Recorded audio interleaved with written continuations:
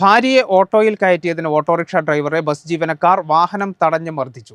താനാളൂർ പകര സ്വദേശി മുഹമ്മദ് യാസറിനാണ് മർദ്ദനമേറ്റത്. ഭാര്യ ഓട്ടോയിൽ കയറുന്നത് ബസ് കണ്ടക്ടർ ഫോട്ടോ എടുത്തത് ചോദ്യം ചെയ്തതിനായിരുന്നു മർദ്ദനം.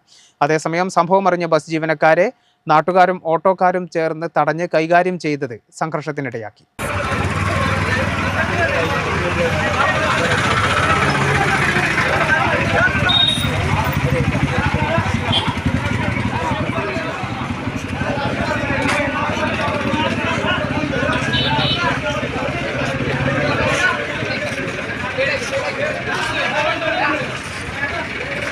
വണ്ടി ബ്ലോക്ക് ചെയ്തിട്ടുണ്ടോ മക്കളെ? ആ ഓട്ടത്തിന് ബുദ്ധിമുട്ടു.